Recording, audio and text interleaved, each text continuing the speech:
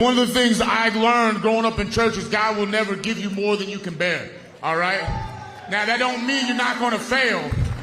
That doesn't mean you're not going to fall flat on your face in front of the entire planet, all right? But if you have the strength to get back up, if you have the courage to keep on moving, that burden doesn't get lighter. Your legs get stronger, all right? Your back gets bigger. Your shoulders get more broad.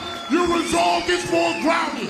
The burden doesn't get lighter. You get better. And I stand before you today, a better man, the best man, baby. This is the Butcher Show, baby. Bryan Battle. He won his latest fight in Dirty Boxing 4. His second fight with the promotion, and I'm just like so fascinated by the fact that this guy, you know, he's not deterred by the fact that he is no longer in the UFC. Of course, he wants to get back to the UFC, but until he is able to be back to the UFC, which I'm 100% certain that he will, and most likely sooner than later be back into the UFC, this guy is just gonna go down wrecking anybody that you put in front of him, it appears, because he's on a freaking roll and he's not slowing down. And I've always loved Bryan Battle. Bryan Battle is so freaking awesome. When he got let go, and I watched his interview with Ariel Helwani when he was worried about being cut from the UFC, and then like I believe like the very next day he was cut, and dude, that even surprised me because I'm like, how are you gonna let Bryan Battle go, bro? This guy is like a star for the UFC. Maybe he's not one of the bigger stars right now, but he is already a star, period. And I only saw that he was gonna become an even bigger star in the future. So to my surprise, they let him go, and it hurt my feelings. You know, I was like, geez, I can't believe they actually let him go, because like I just wasn't expecting it. But he was worried about it, and he did miss weight twice. You know, he missed weight one time and then he missed it again. I can't tell you that whoever his opponents were or whatever, I don't know. All I know is that I've loved to watch Bryan Battle fights. I've always loved Bryan Battle fights. He went through the Ultimate Fighter and he got into the UFC because he's a freaking man, dude.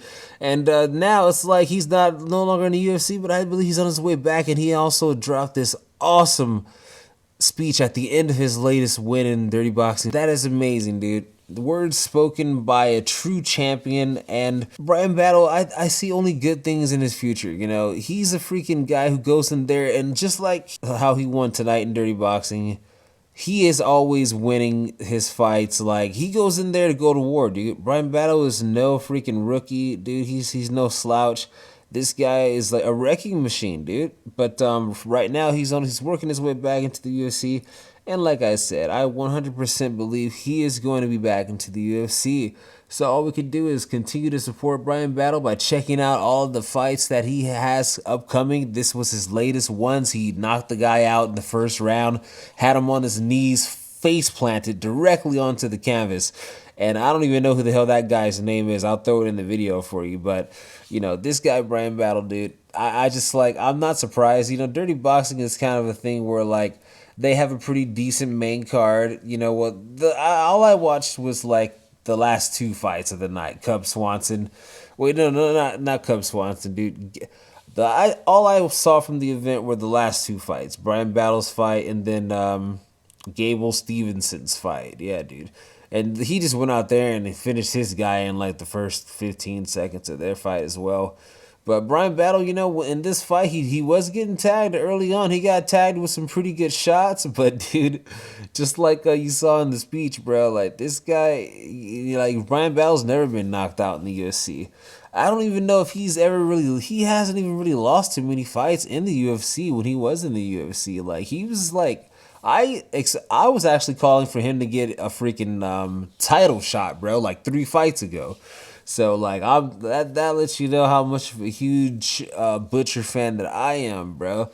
But the thing is, you know, it was sad to see him get let go, but he's on his way back, and all he can do is hope that it's sooner than later, because he is money, bro.